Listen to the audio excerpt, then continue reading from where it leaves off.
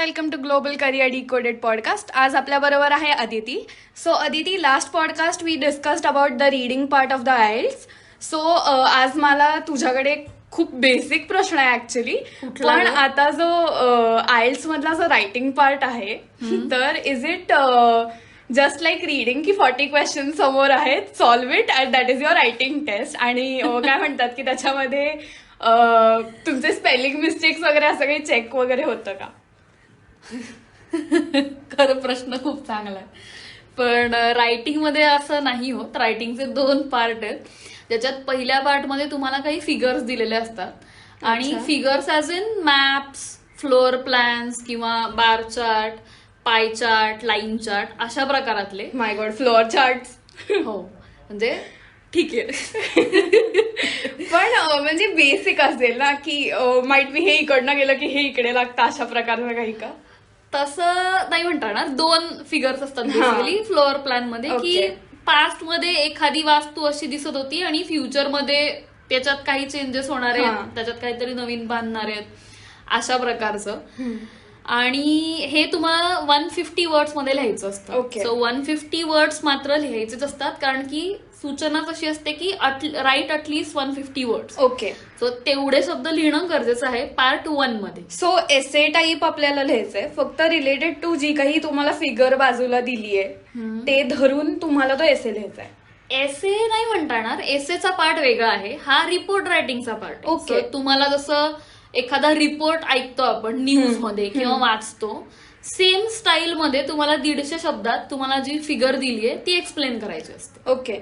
So basically त्याच्यात काही येऊ शकतं की लाईक बारग्राफ सुद्धा आलाय किंवा मला पाय चार्ट आलाय, एनिथिंग कॅन बी. काहीही येऊ शकतं. सो असं काही आहे का की त्याच्यात की माइट बी 80% टाइम्स तुम्हाला बारग्राफच येईल किंवा पाय चार्टच येईल, असं त्याच्यामध्ये काही स्पेसिफिकेशन आहे का?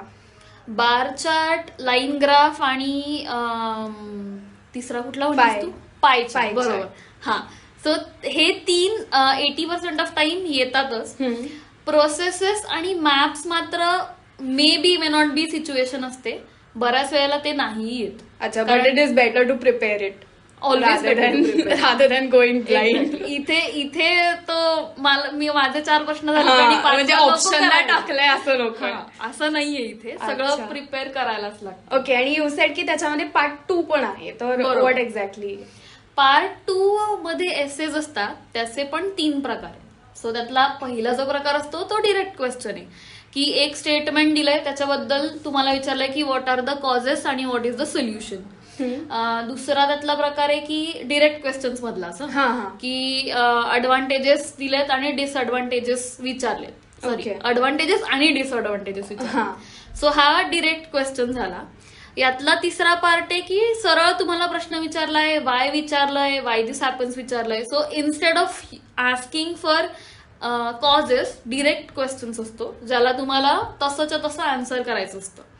हा यातला पहिला पार्ट झाला. दुसरा जो आहे तो आहे discuss both views and give your on opinion, ज्याच्यात तुम्हाला 2 स्टेटमेंट्स दिलेले असतात आणि त्याच्याबद्दल तुम्हाला माहिती द्यायची आहे, तुमचं मत द्यायचं. ओके. सो बेसिकली जे 2 व्ह्यूज दिलेत त्याच्यात तुम्हाला कुठला पटतोय हे महत्वाचं आहे का you just have to explain?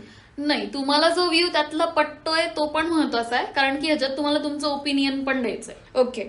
आणि तिसरा जो पार्ट आहे तो आहे how much to what extent do you agree or disagree with something. Okay.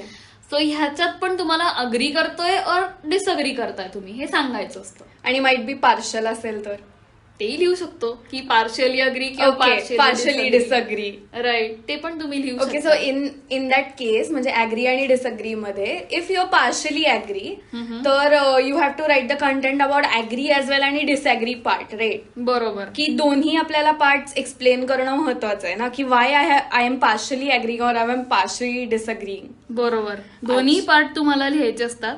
त्याला जर तुम्ही सुटेबल एक्झाम्पल्स देऊ शकलात तर तेही जास्त महत्वाचं आहे, कारण की इथे तुम्ही कुठलाच पॉईंट सोडू नाही शकत. जे पण तुम्हाला सांगायचंय त्याच्याबद्दल तुम्हाला जस्टिफिकेशन द्यायला लागतं. ओके. सो तोही तितकाच महत्वाचा पार्ट आहे. अच्छा, म्हणजे एनिथिंग की लाईक बोथ व्ह्यू डिस्कशन मध्ये पण तुम्हाला ओपिनियन विचारले, so you should be clear about the statement that you are making. म्हणजे you should actually think twice before writing any answer. बरोबर, कारण की हा जो पार्ट आहे एसेचा त्याला तुम्हाला 40 मिनिटं मिळतात. ओके. पण as a trainer I always suggest की पहिले 5 ते 10 मिनिटं तुम्ही हा एसे कसा प्लॅन करणार आहात याचा विचार करा. ओके. म्हणजे मग उरलेल्या 30 मिनिटात तुम्हाला तो लिहिता येतो. ओके. सो बेसिकली ही आता फुल ही रायटिंग टेस्ट कम्प्लीट व्हायला अकॉर्डिंग टू यू 1 तास लागतो, राईट? बरोबर. सो वेल इन टाइम आपण जर का प्लॅन करायचं झालं तर 20 मिनिट्स फॉर द फर्स्ट आणि 40 minutes for the second, right? बरोबर. ओके. आणि वन मोर थिंग इज की आयल्स मध्ये बँड ही सिस्टीम आहे, मार्क्स ही सिस्टीम नाहीये.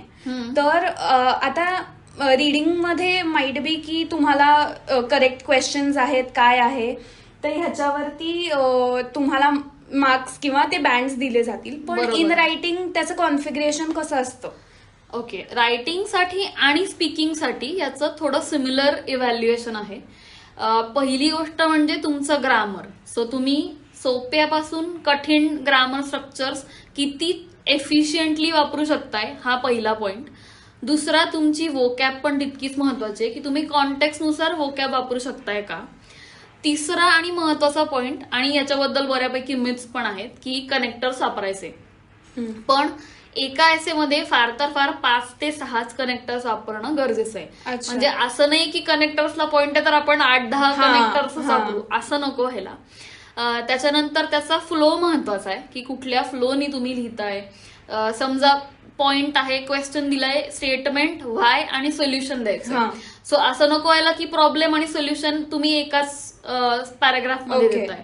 सो प्रॉब्लेम्स आधी डिस्कस करा, मग सोल्युशन द्या आणि त्याच्यानंतर त्याला कन्क्लुजन पण द्या. सो अच्छा. हा फॉर्मॅट पण तितकाच महत्वाचा आहे. आणि शेवटचा आणि सगळ्यात महत्वाचा पॉइंट आहे टास्क अचीवमेंट. जरी तुम्ही हे सगळं लिहिलेलं असलं तरी does your answer satisfy the question given. Okay. So हाही महत्वाचा पॉइंट आहे. हे सगळं विचार करून मग तुम्हाला बँड मिळतो. अच्छा. So taking consideration into all things की लाईक कनेक्टर्स पण आणि लाईक यू सेड की 5 कनेक्टर्स अलाउड असतात, but if we use those connectors do we get points on that as well? कनेक्टर्सला पॉइंट आहे जसं मी म्हणलं तसं, पण 5 ते 6. 5 ते 6. खूप अगदी भारंभार वापरून पॉइंट मिळणार तसं नाहीये. हा, पण मिळू शकतात, म्हणजे that is one criteria you can say की मिळू शकतात अशा ह्याने. ओके. आणि अजून एक गोष्ट म्हणजे की तू फर्स्ट पॅराग्राफला you set the word limit is 150, it should be above 150. So असं काही सेकंड पॅराग्राफला सुद्धा काही आहे का? एसेला हा, एसेला 250 वर्ड्सची लिमिट आहे. सो अटलिस्ट 250 वर्ड्स तर लिहायचेच आहेत, पण खूपच म्हणजे ओव्हर लिमिट जाऊन पण इथे चालत नाही. फार तर फार 250 ते 280 झालेले चालतात, पण त्यापेक्षा जास्त नको. Okay. Thank you, Aditi, so much for this great information. Guys, if you have question regarding IELTS or any of the topics, just DM us on our Instagram page, Global Career Decoded. And guys, listen and stay tuned.